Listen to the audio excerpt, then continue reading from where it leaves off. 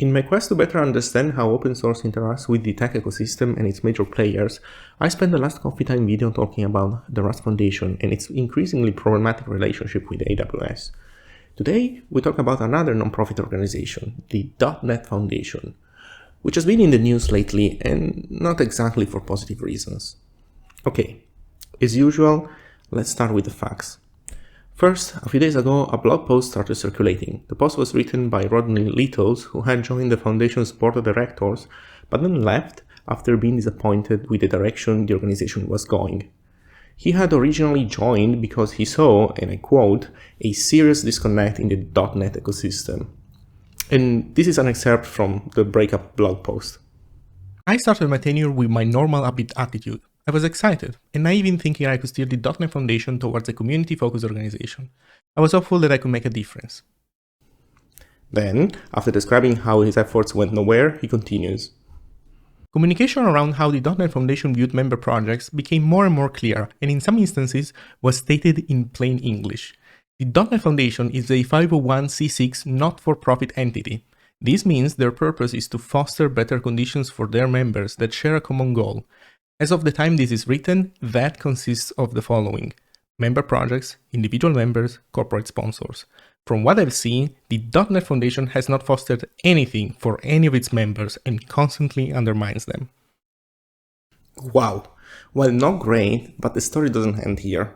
After this post made the rounds, a few .NET projects started speaking up, and with perfect comedic timing that only Microsoft could achieve, something interesting happened.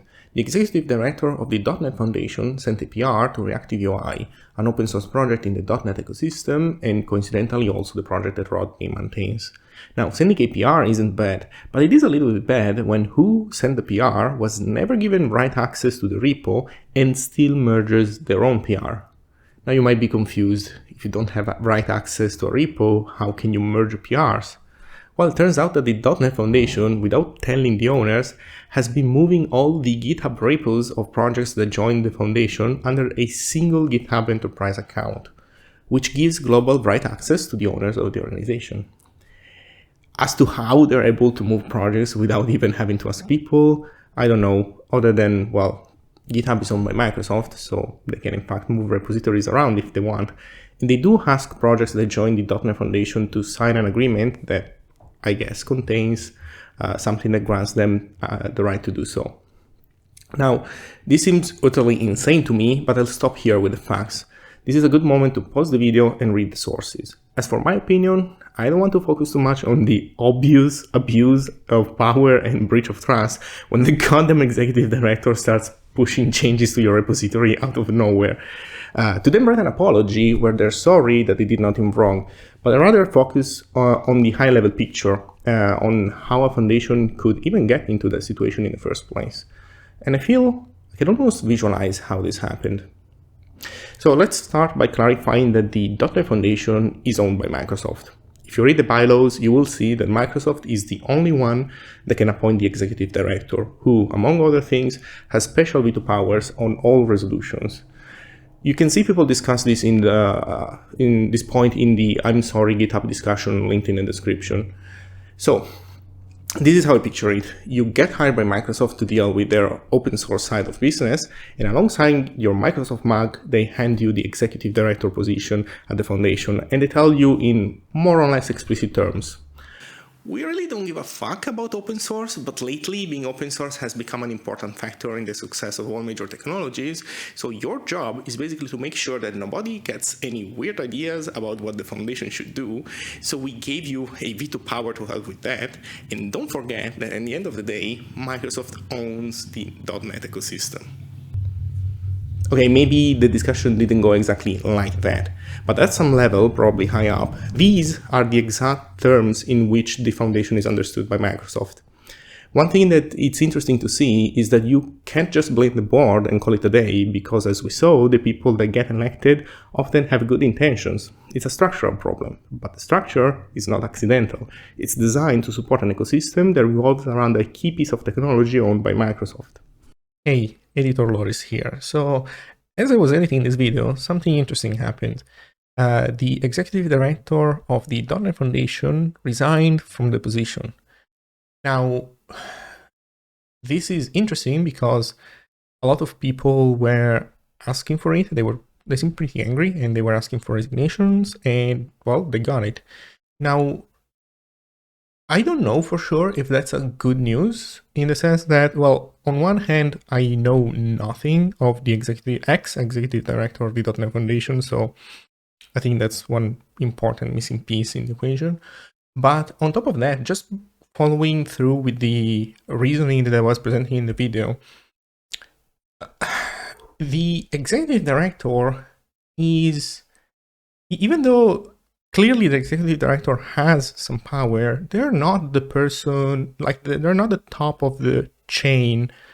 They're not the top dog who decides what the foundation should or should not be.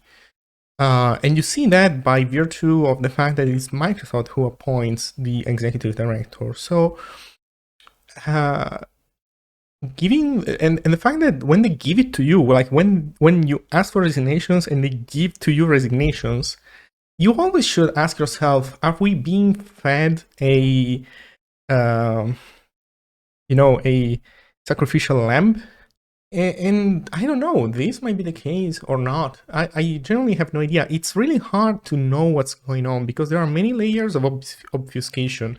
So I think it's naive to take a news like that as a strictly good or a strictly bad thing. It's a thing. It has implications, but what those are, I think it's really hard to really know. Now the real question is, will the dotNET Foundation change its attitude towards the projects? And to some degree, it will for sure.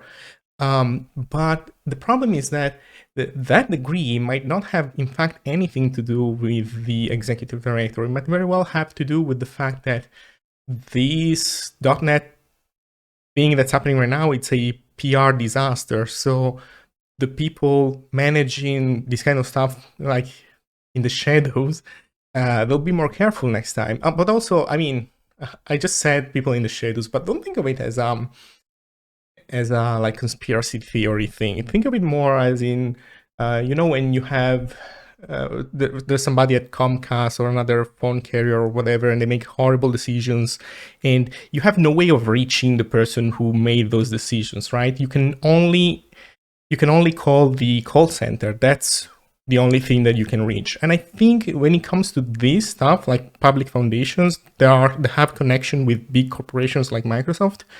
You can see the public facing part of it, but you cannot see the high level managers who are actually pulling the strings from the shadows, not because it's a conspiracy, but because it's a good technique for having a meat shield in front of between who makes the decisions and who suffers the consequences of those decisions. And it's normal. It happens all the time.